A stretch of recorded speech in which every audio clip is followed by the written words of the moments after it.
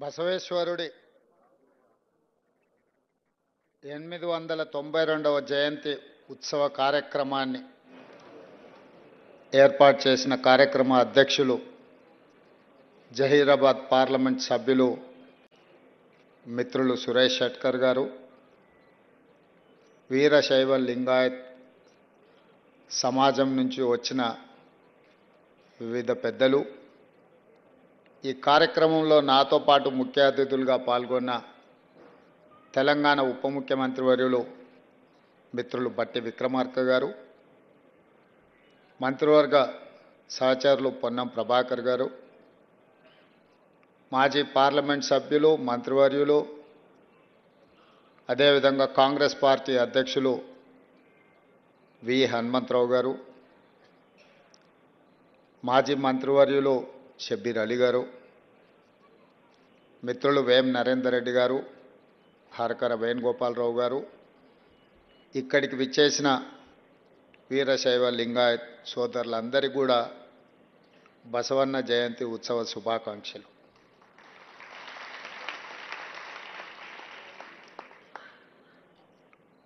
బసవన్న సామాజిక చైతన్యం కలిగించిన సంఘ సంస్కర్తనే కాదు, సమాజంలో అనేక మార్పులకు పునాదులు వేసి 12వ శతాబ్దంలోనే ప్రపంచ పరిజ్ఞానాన్ని అందిపుచ్చుకొని సమాజంలో రావలసిన మార్పులను ఏ విధంగా తీసుకురావాలన్న ఆలోచన ఈ సమాజానికి అందించిన గొప్ప విప్లవకారుడు. విప్లవకారుడు అంటే తుపాకీ పట్టుకుంటేనే విప్లవకారుడు కాదు, సమాజంలో ఒక రాడికల్ చేంజ్ కోసం ప్రయత్నం చేసేవాళ్ళు ఎవరైనా విప్లవకారులే. అలాంటి సంఘ సంస్కర్త అయిన బసవన్న జయంతి సందర్భంగా తెలంగాణ రాష్ట్ర ప్రభుత్వం 10వ తరగతి పరీక్షా ఫలితాలను అందించడం, 4,96,000 మంది విద్యార్థులు ఈ పరీక్షల్లో పాల్గొని ప్రభుత్వ పాఠశాలలు, ముఖ్యంగా రెసిడెన్షియల్ స్కూల్స్లో చదువుకుంటున్న విద్యార్థులు ప్రైవేటు పాఠశాలల కంటే మెరుగైన ఫలితాలను సాధించడము ఈ ప్రభుత్వం యొక్క పనితీరుకు గీటురాయి. మనస్ఫూర్తిగా సిబ్బందిని, విద్యార్థులను నేను అభినందిస్తున్నా. మా ప్రభుత్వం ఏర్పడిన నాటి నుంచి ఈ దేశ భవిష్యత్తు తరగతి గదుల్లోనే ఉంది. ఈ దేశంలో సమూలమైన మార్పు రావాలి అంటే ప్రతి వాడికి నాణ్యమైన విద్యను అందించాలి అనే ఆలోచన లక్ష్యంతో బసవన్న స్ఫూర్తితోని మా ప్రభుత్వం పనిచేస్తుంది. మీకు అందరికీ తెలుసు, కన్యాకుమారి నుంచి కశ్మీర్ వరకు 150 రోజులు 4,000 కిలోమీటర్లు మండు టెండల్లో, మంచు కొండల్లో మన నాయకుడు రాహుల్ గాంధీ గారు పాదయాత్ర చేస్తున్న సందర్భంలో ప్రతిరోజు సాయంత్రం ఆ రోజంతా వారు నడిచి ప్రజలలో మమేకమై ప్రజలు తెలియజెప్పిన అంశాలను వారు విని ప్రతిరోజు సాయంత్రం వారు ఒక 15-20 నిమిషాలు ప్రజలతో మాట్లాడేవాడు. ప్రతిరోజునే ఆ ప్రసంగాన్ని దాదాపుగా 150 రోజులు నిశితంగా గమనించిన బసవన్న పేరు లేకుండా రాహుల్ గాంధీ గారు ఏ రోజు కూడా మాట్లాడలేదు. బసవన్న యొక్క ప్రభావం రాహుల్ గాంధీ గారి మీద, వారు అందించిన ఒక సామాజిక బాధ్యత, ఒక సామాజిక స్పృహ రాహుల్ గాంధీ గారి మీద ఎంత ప్రభావితం చూపించిందో వారి పాదయాత్రను బట్టి నాకు అర్థమైంది. ఈ సమాజం మీద 12వ శతాబ్దంలోనే దాదాపుగా 900 సంవత్సరాల క్రితమే సమాజాన్ని పట్టి పీడిస్తున్న అవలక్షణాలను, అనవసరమైన సమస్యలన్నిటిని కూడా తొలగించుకోవాలని, అది కుల వివక్ష కావచ్చు, మత వివక్ష కావచ్చు, లింగ వివక్ష కావచ్చు, అస్పృశ్యత, అంటరానితనం కావచ్చు, వీటన్నిటిని రూపుమాపాలి, సమాజాన్ని నిర్మించాలి. ఈ సమాజంలో మహిళలకు, పురుషులకు సముచితమైన స్థానం ఉండాలి. ముఖ్యంగా దళితులకు, గిరిజనులకు ఎలాంటి అన్యాయం జరగకూడదు, దేవాలయాలలోకి వాళ్లకు ప్రవేశం ఉండాలి అని వారు ఒక స్ఫూర్తిని, ఒక విధానాన్ని మనకు అందించారు.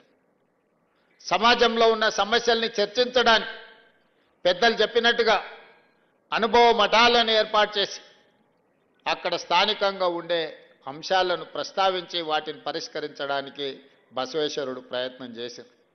పెద్దలు చెప్పినట్టుగా ఆ స్ఫూర్తితోనే స్థానిక సంస్థలు కావచ్చు, అదేవిధంగా శాసనసభ వ్యవహారాలు కావచ్చు, పార్లమెంటరీ వ్యవస్థ కావచ్చు, ఈరోజు గ్రామాలలో జరిగిన చర్చలు, గ్రామ సభలలో జరిగిన చర్చలు, గ్రామాలలో ప్రజలు వెలిబుచ్చిన, ప్రజలు అనుభవిస్తున్న సమస్యల్ని చర్చించడానికి పంచాయతీరాజ్ పార్లమెంటరీ వ్యవస్థ ఈరోజు మనం తెచ్చుకున్నాం. దానికి స్ఫూర్తి బసవేశ్వరుడే అని చెప్పి ఈరోజు మనం స్మరించుకోవాల్సిన అవసరం ఉన్నది. 12వ శతాబ్దంలో బసవేశ్వరుడు కావచ్చు, లేదా జ్యోతిరావు పూలే కావచ్చు, లేదా డాక్టర్ బాబాసాహెబ్ అంబేద్కర్ గారు కావచ్చు, లేదా మహాత్మా గాంధీ గారి సిద్ధాంతం కావచ్చు, ఇవన్నీ కూడా సమాజంలో సమూలమైన మార్పులు వచ్చి ప్రతి మనిషికి సమానమైన హక్కులు కల్పించాలి, ప్రతి మనిషి గౌరవంగా బ్రతకాలి, ఆ గౌరవంగా బ్రతకడానికి అవసరమైన ప్రణాళికలు ప్రభుత్వాలు చేయాలి, ప్రజలు ఎన్నుకున్న ప్రభుత్వం విధానపరమైన నిర్ణయాలు తీసుకొని పరిపాలనతో ముందుకు వెళ్తుంటే అందులో ఉన్న సమస్యల్ని, లోటుపాట్లను విశ్లేషించి విశదీకరించి ప్రభుత్వానికి అవసరమైన సలహాలు సూచనలు ఇచ్చి, ఒకవేళ ప్రతిపక్షాలు ఇచ్చిన సలహాలు సూచనల్ని పాటించకపోతే ఆ ప్రభుత్వానికి వ్యతిరేకంగా నిరసన కార్యక్రమాలు తెలపడానికి, అవసరమైతే రాస్తారోకోలు చేయడానికి, అవసరమైతే ధర్నాలు చేసి ఆమరణ నిరాహార దీక్ష వరకైనా వెళ్ళి ప్రభుత్వం చేస్తున్న తప్పిదాలను సరిదిద్ది ప్రజలకు ఒక సుపరిపాలన అందించడానికి ప్రతిపక్ష పార్లమెంటరీ వ్యవస్థను మనం ఏర్పాటు చేసుకున్నాం. పాలకపక్షం తీసుకునే నిర్ణయాలు, ఆ నిర్ణయాల ద్వారా జరుగుతున్న రాష్ట్రంలో, దేశంలో పరిపాలనలో ఉన్న లోపాలను ఎత్తి చూపడానికే ప్రతిపక్ష వ్యవస్థ ఈరోజు మనం ఏర్పాటు చేసుకున్నాం. ఈ వ్యవస్థలన్నీ కూడా ప్రజల యొక్క సంక్షేమం, ప్రజల యొక్క అభివృద్ధి, ప్రజల యొక్క జీవన ప్రమాణాలు పెంచడానికే మనం అందరం కలిసి ఏర్పాటు చేసుకున్నాం. అదే మన భారత రాజ్యాంగం, డాక్టర్ బాబాసాహెబ్ అంబేద్కర్ గారు మనకు అందించిన వరం. ఆ డాక్టర్ బాబాసాహెబ్ అంబేద్కర్ గారు అందించిన వరమే ఈ ప్రజాస్వామ్య పార్లమెంటరీ వ్యవస్థ, ఈ శాసనసభలు. మరి ఈ శాసనసభలో దాదాపుగా డిసెంబర్ 7, 2023 నుంచి ఈ రోజు వరకు ముఖ్యమంత్రిగా నేను, సభానాయకుడుగా, ఉప ముఖ్యమంత్రిగా మా మిత్రుడు లేదా మా మంత్రివర్గ సహచరులు, మా ఎంపీలు, మా ఎమ్మెల్యేలు, ఎమ్మెల్సీలు, లేదా మమ్మల్ని గెలిపించిన వాళ్ళందరం కూడా మేము బాధ్యతతో ప్రజల దగ్గరికి వెళ్ళి ప్రజా సమస్యలు తెలుసుకొని ఎన్నికల సందర్భంలో మేము ఇచ్చిన హామీలను అమలు చేసే ప్రయత్నం చేస్తున్నాం. ఈ అమలు చేసే క్రమంలో వచ్చిన విమర్శలని శాసనసభలో చర్చించి తద్వారా సమాధానం ఇచ్చి వాళ్ళకున్న అనుమానాలు నివృత్తి చేయడానికి మేము శాయశక్తుల ప్రయత్నం చేస్తున్నాం. మరి ఈరోజు ఇక్కడికి వచ్చిన మిత్రుల ద్వారా 4 కోట్ల తెలంగాణ ప్రజల్ని నేను అడగదలుచుకున్నా. నిన్నగాక మొన్న ఒక ఆయన వరంగల్లో ఒక పెద్ద సభ పెట్టిండు. సంతోషం, మీ పార్టీ ఏర్పడి 25 సంవత్సరాలు అయింది, మీరు వజ్రోత్సవాలు, విజయోత్సవాలు ఏం చేసుకుని మాకేం అభ్యంతరం లేదు. ప్రజాస్వామ్యంలో ఇదొక భాగం. 140 సంవత్సరాల చరిత్ర కలిగిన కాంగ్రెస్ పార్టీకి మేము ప్రాతినిధ్యం వహిస్తే 25 సంవత్సరాలు చరిత్ర కలిగిన మీ పార్టీకి మీరు ప్రాతినిధ్యం వహిస్తున్నారు, మాకేం అభ్యంతరం లేదు. మీరు విజయోత్సవం సభలు ఏర్పాటు చేసుకుంటాం అంటే మంత్రి పొన్నం ప్రభాకర్ గారిని పిలిచి ఎన్ని వందల బస్సులు అడిగినా అన్ని వందల బస్సులు వాళ్ళకి ఇవ్వండి, వాళ్ళక్కడ సభ ఏర్పాటు చేసుకొనివ్వండి, వాళ్ళకు అవసరమైన అన్ని వెసులుబాట్లు కల్పించండి అని చెప్పి ఆర్టీసీ అధికారులనే కాదు, పోలీసు అధికారులను, అక్కడుండే మున్సిపల్ అధికారులను, కలెక్టర్లకు అందరికి కూడా నేను సమీక్ష చేసి ఆదేశాలు ఇచ్చిన. ఎందుకంటే ప్రజాస్వామ్యంలో పాలకపక్షమే కాదు ప్రతిపక్షం కూడా బలంగా ఉండాలి. ప్రతిపక్షం ప్రజా సమస్యల్ని ప్రస్తావించాలి. వారు ప్రస్తావించిన ప్రజా సమస్యల్ని మేము పరిష్కరించడానికి వీలవుతుంది, పరిష్కరించాలన్న చిత్తశుద్ధితోని వారు సభ నడుపుకోవడానికి సంపూర్ణంగా ఈ రాష్ట్ర ప్రభుత్వం సహకరించిందన్న మాట నిజం కాదా? మరి నేను మిమ్మల్ని అడుగుతున్నా, మీ అనుభవం గొప్పదే, మీ పార్టీ గొప్పదే, మీ పార్టీలో వందల కోట్ల రూపాయలు ఉన్నమాట నిజం, మీకు టీవీలు పేపర్లు ఫామ్ హౌజులు ఉన్నమాట కూడా నిజమే, మేమేం కాదంటలేం. కానీ ప్రజల సమస్యలు మీరు ప్రస్తావించిందా? ఈ ప్రభుత్వం ఏ నిర్ణయం తీసుకుంటే ఆ నిర్ణయంలో ఉన్న లోపం లేదా ఈ ప్రభుత్వం తీసుకున్న నిర్ణయంలో మంచి అనేది మీకు ఎక్కడ కనిపించలేదా? మీ అనుభవంతో మంచిని అభినందిస్తూనే ప్రభుత్వాన్ని భుజం తడుతూనే మా వైఫల్యాలను ప్రశ్నించి ఆ ప్రశ్నించడం ద్వారా ప్రజా సమస్యలను పరిష్కరించడానికి మీరు అక్కడ మాట్లాడి ఉంటే నిజంగానే ప్రజలు మిమ్మల్ని అభినందించి ఉండేవాళ్ళు. నేను ఈరోజు ఆ పెద్ద ఆయనను ఒక మాట అడగదలుచుకున్నా. ఎక్కడైనా ఎవరైనా ప్రభుత్వ ఉద్యోగిగా ప్రభుత్వం నుంచి జీత భత్యాలు తీసుకొని దాదాపుగా 16 నెలల నుంచి ఇంట్లో నుంచి కాలు కదపకుండా జీత భత్యాలతో సహా అన్ని వసతులను మీరు అనుభవిస్తున్నారు కదా, ఇది ఏ చట్టంలో ఉందని నేను అడుగుతున్నా. ఏ చట్టంలో ఉంది? ప్రభుత్వం నుంచి జీత భత్యాలు తీసుకున్న వాళ్ళు మేము విధులను నిర్వర్తించము.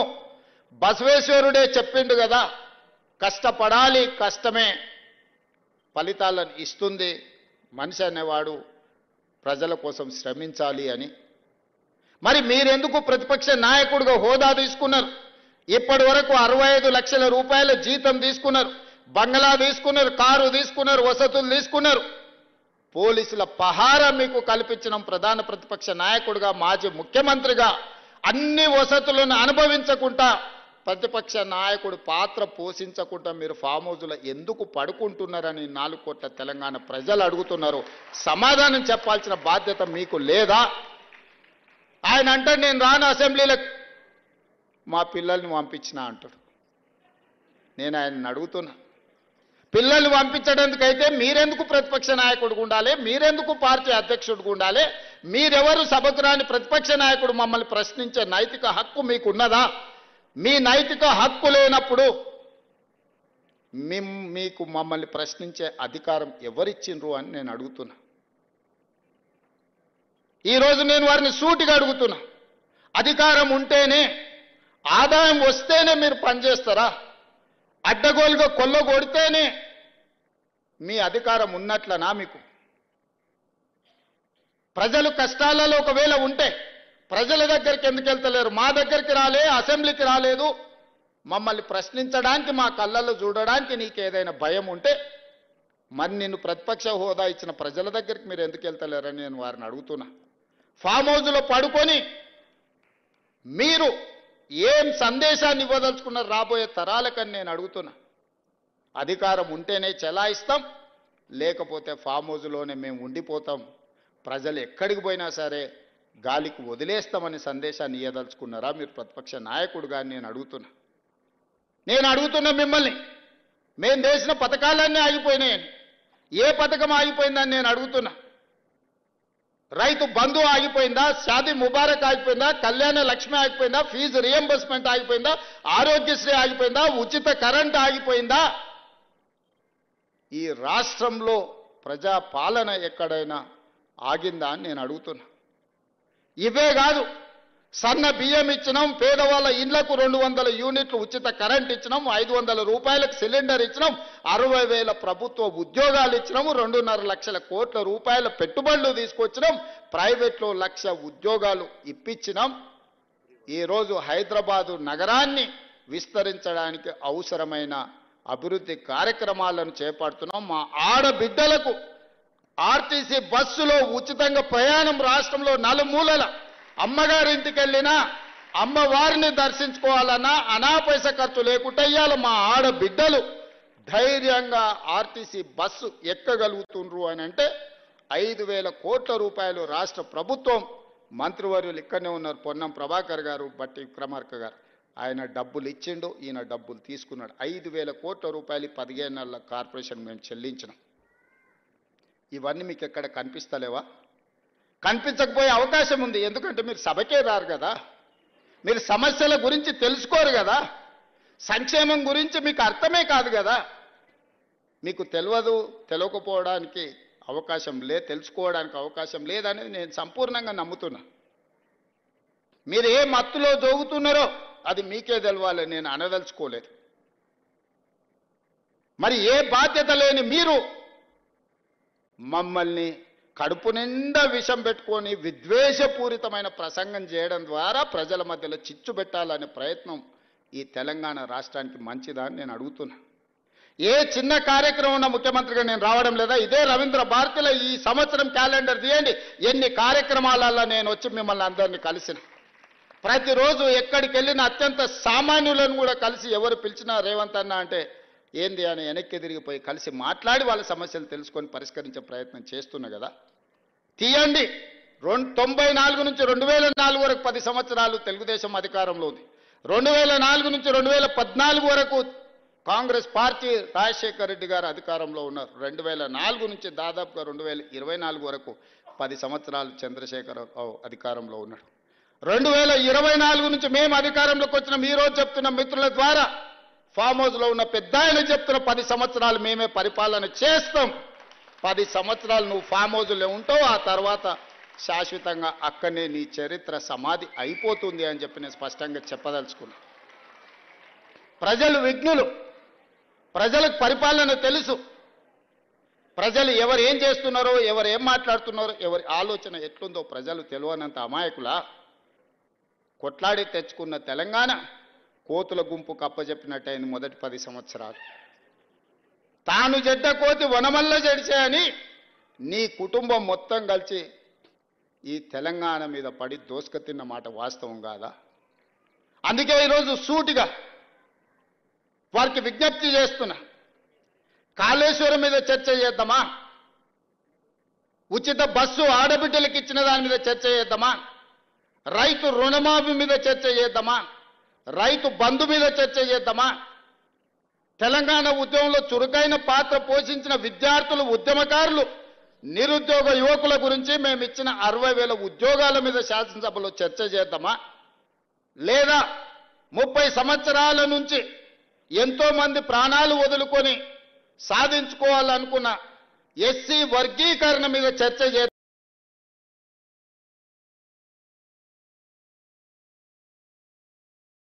చేద్దామా?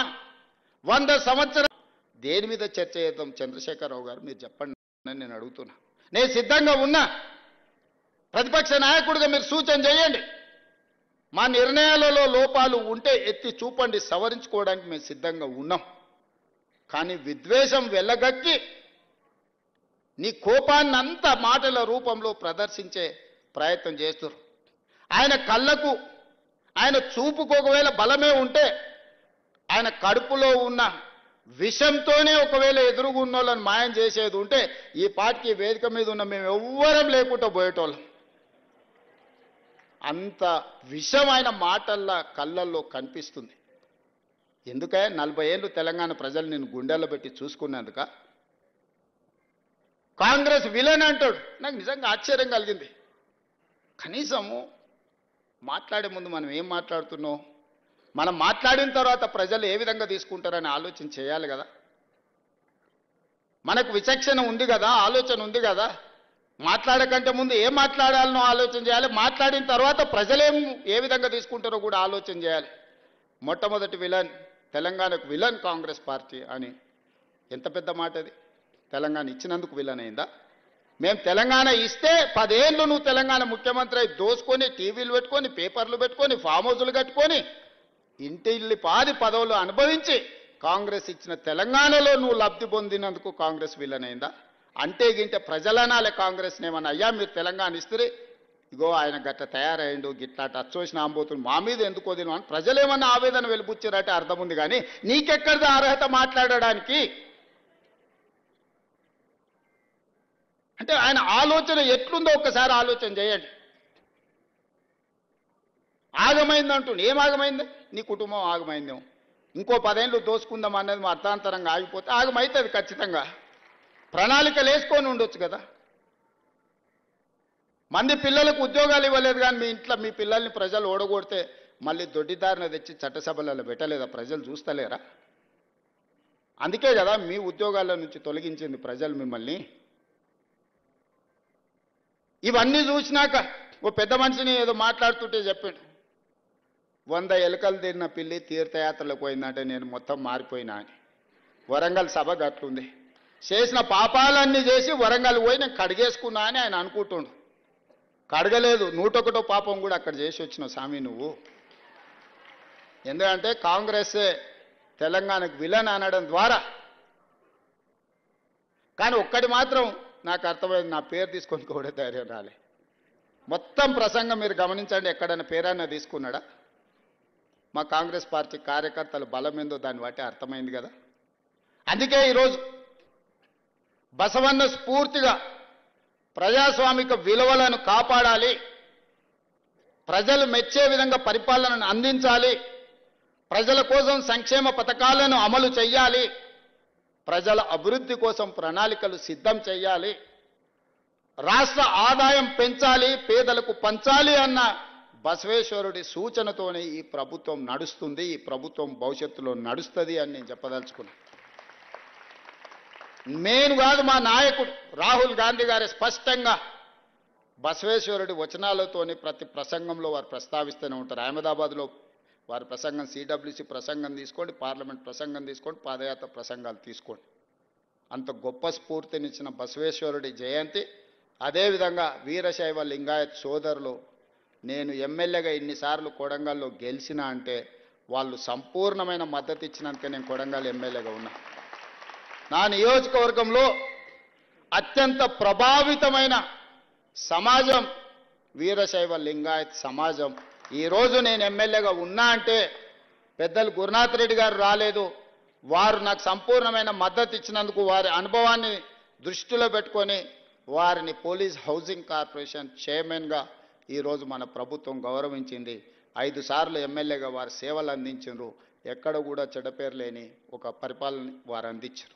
సురేష్ శెట్కర్ గారికి నారాయణఖేడ్ అసెంబ్లీ టికెట్ ఈసారి ఇచ్చి వారిని మంత్రిని చేసుకోవాలి నా మంత్రివర్గంలో నాకు కోరిక ఉండే. అందుకే ఢిల్లీలో మాట్లాడి వారికి ఎమ్మెల్యే టికెట్ తీసుకొచ్చినాం. కానీ వారే పెద్ద మనసు చేసుకొని అక్కడ చిన్న చిన్న పురాపుచ్చాలతో ఒక్క సీటు ఓడిన ప్రజాప్రభుత్వం రాదేమన్న ఆలోచనతో మిత్రుడు సంజీవరెడ్డి గారికి వారు ఆ చేతికొచ్చిన బీఫామ్ ఇయ్యాలి, రేపు వార్డు మెంబర్ కూడా పక్కోడికి ఎవడియాడు మీకు అందరికీ తెలుసు. కానీ చేతికొచ్చిన ఎమ్మెల్యే బీఫామ్ని పార్టీ గెలవాలన్న ఒక మంచి ఆలోచనతోని సంజీవరెడ్డి గారికి ఇచ్చి వారి గెలుపును 100% ఎంబడుండి సురేష్ శెట్కర్ గారు చేశారు. మరి అలాంటి వాడిని మేమందరం మళ్ళీ పార్లమెంట్లో ఉండాలి అని 100% బాధ్యత తీసుకొని వారిని పార్లమెంట్ సభ్యుడిగా మీ అందరి మద్దతుతోని జహీరాబాద్ నుంచి మనం గెలిపించుకున్నాం. నేను ఒక్కటే మాట చెప్పదలుచుకున్నా మిత్రులారా, మీ అందరి సంక్షేమం కోసం, అభివృద్ధి కోసం చేయడమే మా ప్రభుత్వం యొక్క ఉద్దేశం, మా ప్రభుత్వం యొక్క విధానం. బసవేశ్వరుడి ఆలోచన విధానంతో ఈ ప్రభుత్వాన్ని మేము నడిపిస్తాం. రాబోయే రోజుల్లో ఇప్పటి వరకు సమాజానికి సంబంధించిన పెద్దలు చాలా విషయాలు రిప్రజెంటేషన్ నాకు ఇచ్చిండ్రు. తప్పకుండా ప్రభుత్వం వాటిని పరిపాలనలో భాగంగా పరిశీలించి చేయగలిగిన వాటిని ఖచ్చితంగా చేస్తాం. మీకు అందరికీ తెలుసు, ఏదైనా ఒక మాట చెబితే 100% అమలు చేస్తాను. నేను ఎక్కడ కూడా ఇంతవరకు ఈ మాట ఇచ్చిండు ఇది చెయ్యలేదు అని నా శత్రువులు కూడా నా మీద ఆరోపణ చెయ్యలేరు. ఎందుకు అని అంటే మాట ఇచ్చే ముందు 100% పరిశీలించి వాటిని అమలు చేసే విధంగా ముందుకు వెళ్ళాలన్నదే మా ఆలోచన. అందుకే మిత్రులారా, ఈరోజు తెలంగాణ సమాజం మన కోసం, మనం చేసే కార్యక్రమాల కోసం ఎదురు చూస్తుంది. వీటన్నిటిని ముందుకు తీసుకువెళ్ళాలి. తెలంగాణ ప్రజలకు ఒక జనరంజకమైన పరిపాలన ఆనాడు 2004 నుంచి 2014 వరకు శ్రీమతి సోనియా గాంధీ గారి నేతృత్వంలో ఏ విధమైన పరిపాలన అందించినమో రాబోయే 10 సంవత్సరాలు మంచి పరిపాలనను అందించి ఈరోజు మొదలుపెట్టిన ఇందిరమ్మ ఇండ్లు కావచ్చు, లేకపోతే రైతు భరోసా కావచ్చు, అదేవిధంగా ఆడబిడ్డలకు ఆర్టీసీ బస్సు ఉచిత ప్రయాణం కావచ్చు, నిరుద్యోగ సమస్య పరిష్కారం కావచ్చు, బీసీ కులగణన చేసి దాన్ని అమలు చేసే విధానం కావచ్చు, ఎస్సీ కేటగరైజేషన్ని కూడా అమలు చేసే విధానం కావచ్చు, వీటన్నిటినీ పకడ్బందీగా అమలు చేస్తాం. పకడ్బందీగా అమలు చేయాలంటే మీ అందరి సంపూర్ణమైన మద్దతు ఉండాలి. Young India integrated residential schools, young India skills university, young India sports university లాంటి నూతన విధానాలు తీసుకొచ్చి తెలంగాణ సమాజానికి అవసరమైన ప్రణాళికలతో మన ప్రభుత్వం ముందుకు వస్తుంది. చేసింది చెప్పుకోవడంలో కొంత వెనకబడి ఉన్నామని చెప్పి మిత్రులందరూ సూచన చేస్తున్నారు. చెయ్యడమే నా లక్ష్యము, చెప్పేది మీ బాధ్యత, పైనున్న మా పిల్లల బాధ్యత. మీ భవిష్యత్తు కోసమే ఈ ప్రభుత్వం పనిచేస్తుంది.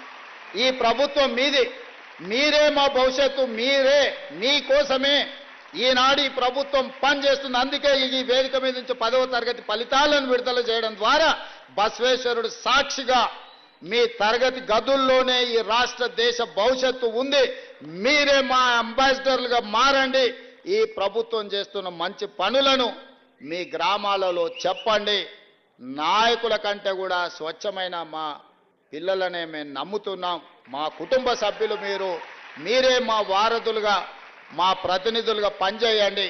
మీ భవిష్యత్తు కోసం 100% శక్తి వంచన లేకుండా మీ ఉజ్వలమైన భవిష్యత్తు కోసం మీ రేవంత్ అన్న పని చేస్తాడని తెలియజేస్తూ మీ అందరి దగ్గర సెలవు తీసుకుంటున్న ధన్యవాదాలు మిత్రులారా.